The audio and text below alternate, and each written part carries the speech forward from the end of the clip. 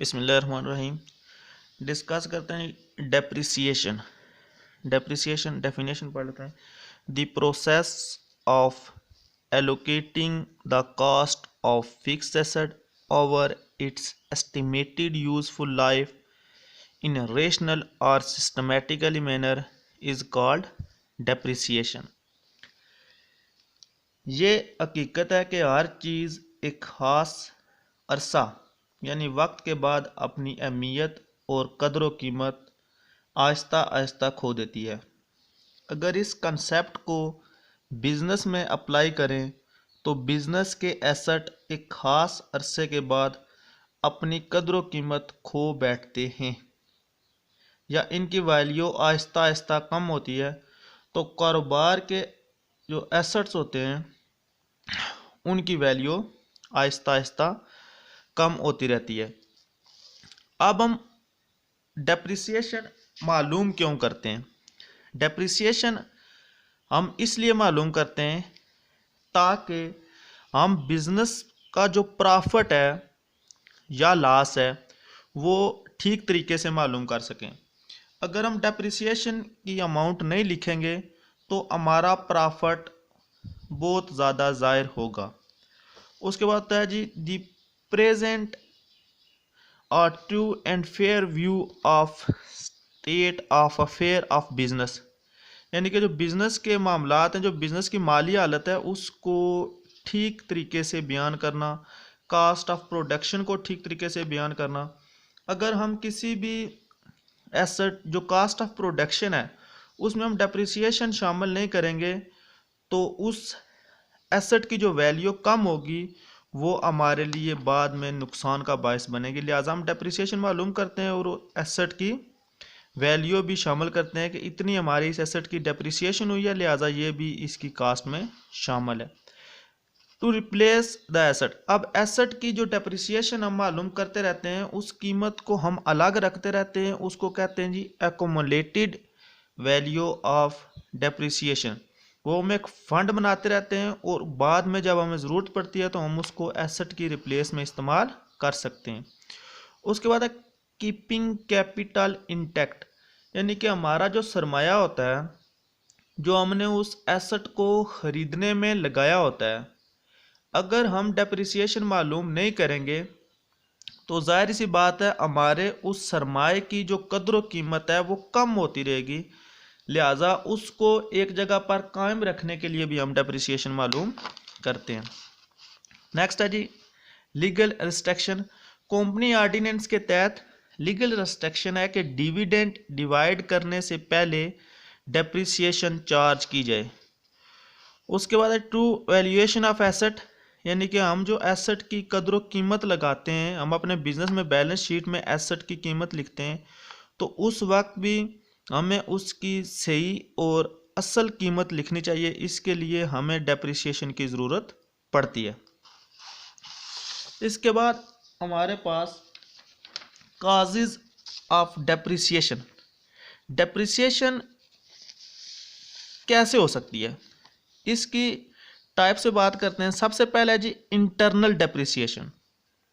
Internal depreciation में आता है जी टू वियर एंड टियर, यानी कि टूट फूट।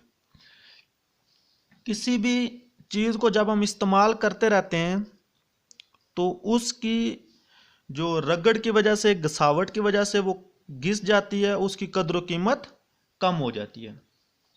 उसके बाद दूसरा पॉइंट है जी डिप्लेशन। डिप्लेशन भी डेप्रिसिएशन ही की टर्म में यूज़ होती है, यानी कि अगर हम इसको नेचुरल रिसोर्सेज पे इस्तेमाल करें तो जब हम किसी भी चीज़ मतलब अगर एक तेल के कुएं में से हम तेल निकालते रहते हैं तो उसकी कदर व कीमत तो कम नहीं होगी, वो लीटर में उतना ही बेनिफिट देगा जितना कि पहले देता है, लेकिन उसकी मिकदार में कमी आती जाएगी। तो इसलिए हम इसको डिप्लेशन जो होती है ये भी इस्तेमाल होती है। उसके बाद है जी एक्सटर्नल काजेज है इसमें ऑब्सोलेसेंस। ऑब्सोलेसेंस होता है जो टेक्नोलॉजी है उसमें तब्दीली आ जाए, यानी कि हमारे पास जो एसेट है उसकी वर्किंग कैपेसिटी तो ठीक है, ठीक तरह से काम कर रहा है, लेकिन अब उसका जो टाइम है वो नहीं। जैसे देखें अगर हमारे पास टेप रिकॉर्डर हैं, उसके बाद डीवीडी प्लेयर हैं, वो अपना काम जो हम उनसे लेना चाहते हैं वो ले रहे हैं, लेकिन क्योंकि टेक्नोलॉजी में तब्दीली आ गई है, अब हमारे पास मोबाइल हैं, तो ये चीज़ें हमारे पास होते हुए, वर्किंग कैपेसिटी में होते हुए भी हम इनका इस्तेमाल छोड़ दिया। ये हो गई टेक्नोलॉजी में तब्दीली। उसके बाद है इफ्लेक्स ऑफ टाइम, यानी कि हम जो मुकर्रा वक्त, कुछ चीज़ों के लिए हमारे पास मुकर्रा वक्त होता है, जैसे लीज होल्ड प्रीमिसेस हैं, उसके अलावा पेटेंट राइट अगर आप एक मखसूस टाइम के लिए ख़रीदते हैं, कापी राइट एक मखसूस टाइम के लिए ख़रीदते हैं, तो जो जो वक्त गुजरता रहता है उसमें भी कमी आती रहती है। उसके बाद एक्सीडेंट है, हादसात की वजह से भी हमारा जो एसेट होता है उसकी कदर कीमत कम होती रहती है। डेप्रिसिएशन हम इसलिए भी मालूम करते हैं, अकाउंटिंग मैचिंग प्रिंसिपल जो है उसमें हमें ये कहा गया है जी कि जितने भी एसेट्स जितने भी जो रेवेन्यू होते हैं, जितने अरसे के होते हैं उतने ही अरसे के हम एक्सपेंस लिखते हैं। तो हमारा जो डेप्रिसिएशन का एक्सपेंस होता है, हम मशीनरी एक साल में ख़रीदते हैं, उससे बेनिफिट जो लेते हैं हम वो कई सालों तक लेते हैं। तो इसलिए जब हम डेप्रिसिएशन को एक से ज़्यादा सालों पर फैला देते हैं, यानी कि डेप्रिसिएशन को उसकी यूज़फुल लाइफ, यानी कि जितनी उसकी यूज़फुल लाइफ है उस सारी लाइफ पर फैलाने को डेप्रिसिएशन कहते हैं। उसके बाद जी हमने कुछ टर्म की बात करनी है यहाँ पर। डेप्रिसिएशन में टर्म यूज़ होती हैं useful life, estimated life, economic life. ये बेसिकली एक ही मतलब होता है इनका बुनियादी तौर पर, यानी यूज़फुल लाइफ को ही एस्टिमेटेड लाइफ और इकोनॉमिक लाइफ कहा जाता है। इकोनॉमिक लाइफ हम इसलिए कहते हैं कि एसेट की वो लाइफ जिसमें बेनिफिट्स ज़्यादा हों और अखराजात कम हों, ये चीज़ इकोनॉमिकली फ़ायदे में हो, तो हम इसको कहेंगे जी इकोनॉमिक लाइफ है। एस्टिमेटेड लाइफ कहते हैं जी कि एसेट का फ़ायदा होना माजी में होने वाले तजर्बात और इस जैसे दूसरे एसेट से अंदाज़ा लगाया जाता है कि ये एसेट भी हमारे पास इतना अरसे तक इस्तेमाल होगा। उसके बाद इकोनॉमिक लाइफ है। इकोनॉमिक लाइफ की हम बात कर चुके हैं, यूज़फुल लाइफ और एस्टिमेटेड लाइफ, इतने अरसे तक ये बेहतर हमारे पास चल सकता है। और यूज़फुल लाइफ कि इस एसेट की अंदाज़ाशुदा कीमत जिसमें एसेट कारोबार को फ़ायदा ज़्यादा देगा लेकिन इस पर कम नुकसान कम होगा। उसके बाद कुछ और टर्म है यहाँ पर हम यूज़ करते हैं जी, breakup value, scrap value, salvage value, residual value. ये जितनी भी वैल्यू होती हैं कि इससे मुराद होता है कि जब एसेट कारोबार को इकोनॉमिकली फ़ायदा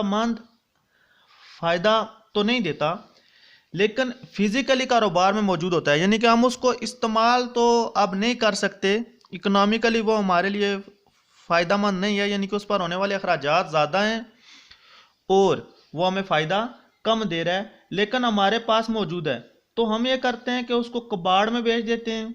अब हम ये अंदाज़ा लगाते हैं कि जब हम उसको एक आखिर पर इस्तेमाल करने के बाद उसकी इतनी कीमत होगी, इतनी कीमत में हमसे वो फ़रोख्त हो जाएगा, तो इस कीमत को आप कहते हैं जी breakup value, scrap value, salvage value, residual value. इन सभी का मतलब एक ही होता है। उसके बाद डेप्रिसिएशन, और डेप्रिसिएशन होता है किसी चीज़ की कदर कीमत में कमी। डेप्रिसिएशन के साथ साथ एक और वर्ड भी यूज होता है, फ्लैक्चुएशन।